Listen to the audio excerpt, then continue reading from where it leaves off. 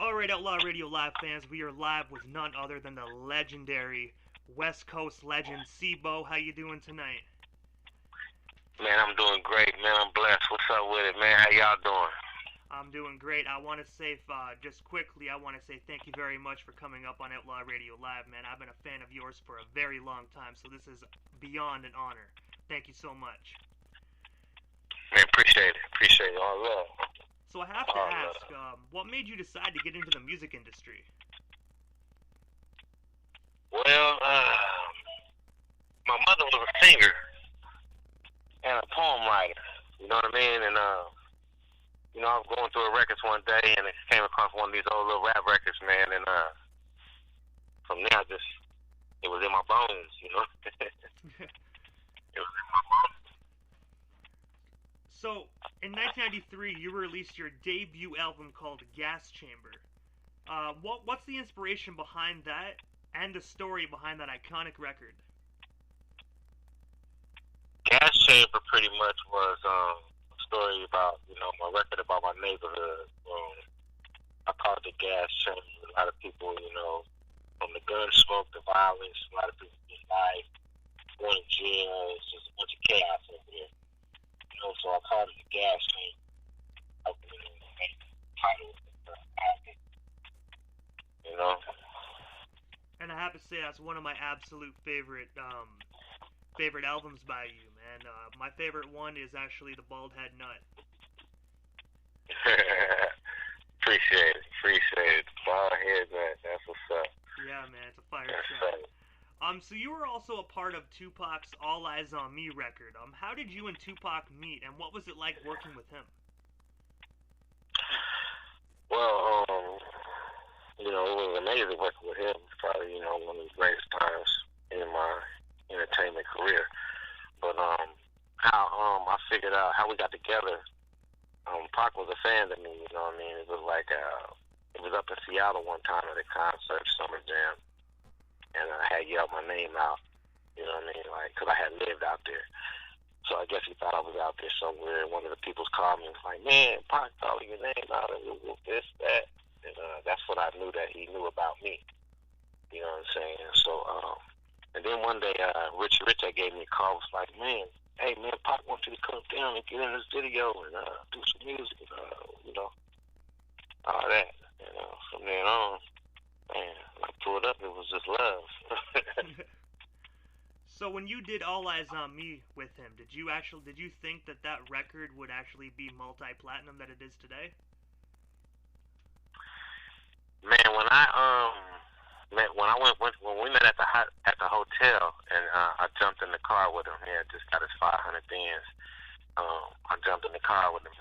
He put in Ain't Nothing But a Gangster Party, you know what I'm saying? He put in a bag of gangster, you know what I'm saying? So when I heard the music that he was playing, I knew that record was gonna go crazy. It was a whole different type of music. You know what I mean? I most definitely agree with that. You can't go wrong with All Eyes on Me. I knew he changed the game with that record. There was a lot of musicians playing on that record. You know what I mean? Instead of just beats, it was music. It was rapping over music. So I gotta ask this one. This is actually impressive. This is actually the first time I've ever heard of a rap artist that actually did something like this. In 1998 in Ohio, you rapped your court statement to a preceding judge and won. What was that feeling like knowing your lyrical skills led you to a victory in the courtroom? Hey, that was one of the craziest times of my life, for real. And that was one of the hardest raps I've ever had to write. My lawyer comes to me and he says, I got good news and bad news. He say, the good news, you got a chance to get away from you got a chance to not get no time to get probation. He said, the bad news, you got to come to court with a rap about crime don't pay. A rap about crime don't pay. I mean, that's impossible. I'm gonna write something like that. Hey, I had Marvelous in there, Killer Tay in there with me. I had this other girl come down. They was all trying to help me write a verse about crime don't pay, because all my raps was crazy as hell.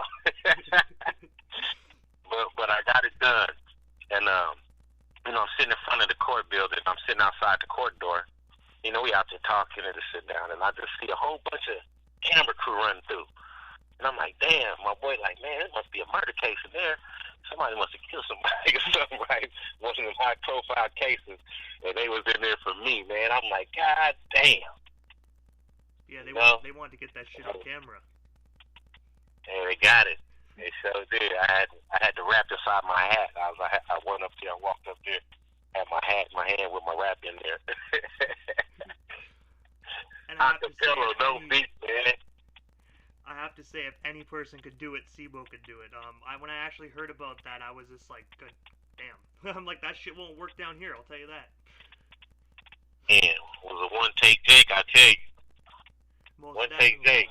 And you walked out there a free man. You probably did the Pac walk out of that jail after that. Right after that, out of that courtroom. Yeah, for 7 years, 7 to 50, what they want to give me 7 years or some shit they offered me. I wound up getting a year probation.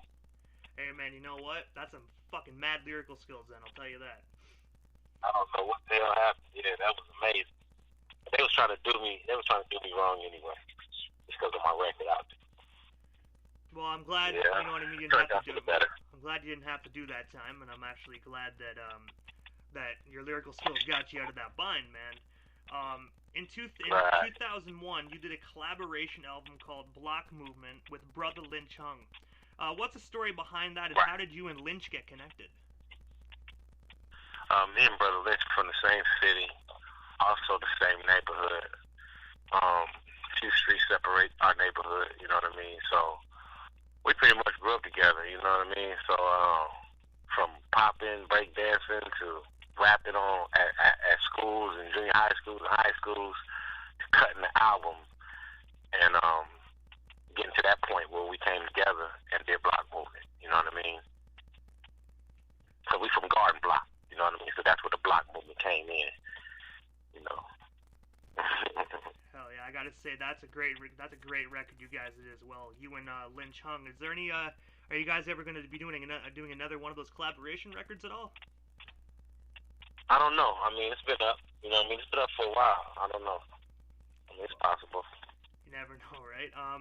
But you also so you've been signed with Cashville Records since 2007. How did that record deal come to be? Pretty much was never really. I mean, we never really signed, but we did push with them for a few years. You know, to get to the point to where we can get a major deal and sign. You know what I mean? But it was a nice experience. I mean, we traveled a lot together. I brought the Outlaws aboard. Man, it was a nice experience. So also this year in 2019, you dropped a new record called Animal. How did that come to be, and where can our listeners grab ourselves a copy? Well, pretty much it's on iTunes. You know, everybody's pretty much listening to Spotify and YouTube, you know what I'm saying? But you know, the Animal album is out there for grabs. If you want to support and buy, just take a listen. You know, all platforms. Most definitely, and I gotta say, guys, if you're gonna get that album, or if you're gonna stream it, leave it on repeat. You know what I mean? Because every single song that plays, Sibo gets paid. So leave that shit on repeat. Let's do it. So I have to ask, what's next for Sibo? Any new projects? Any concerts that they have coming up that you would like to promote live on the air? No shows right now, but you know, I'm more into writing movies and you know, scripts for movies and stuff. So we're working on that. We're working on a Stamp Your Hood, where we go around and promote and, you know, help people figure out what's going on in their neighborhood, what they want to change. You know, it's like a documentary. So there's a few things we got on the table, man. You know, but we're still working. So with the documentary, is there any set release date for that at all? Not yet. We're halfway through with it right now with the first series. So. All right. And we're going state to state with it. I'm looking forward to seeing that myself. It sounds pretty interesting. Yeah. Appreciate it, man. Yeah, it's pretty good.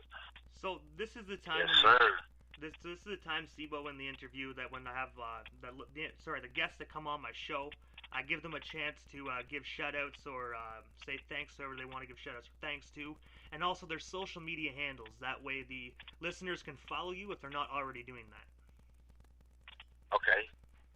Dope. Mhm. You ready for me right now? Oh yeah, if you want to do them now, yeah. Sorry about that. Yeah. Well, look, you can find me at Instagram, Sibo Mildfather, and Facebook will be no. My YouTube will be Sibo 29th Street, and I'll give a shout out to all the people that supported me through my career, and all you guys out there that's in line to come next, just keep trying, don't stop, don't give up. And one day what happens for you, you just gotta believe in it.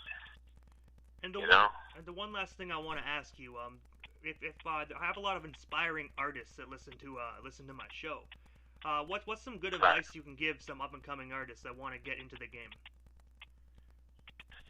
Be yourself. Don't try to be anyone else, and be brave with it. And as long as you can do that, you can set stones for yourself. You know what I mean, and be something different than everyone else. And you know what? That's some great advice coming from a legend. So use that advice, guys, and use it wisely. Sibo, I want to say thank you so much for coming up on Outlaw Radio Live. Like I said at the beginning of the interview, I am beyond humbled and thankful that you provided me with your time. So thank you so much, and have yourself a wonderful night, man. Hey, man, shout out to you guys, man. Appreciate you guys having me on there, man. God bless. You as well, man. God bless. Have yourself a wonderful night. How about you too?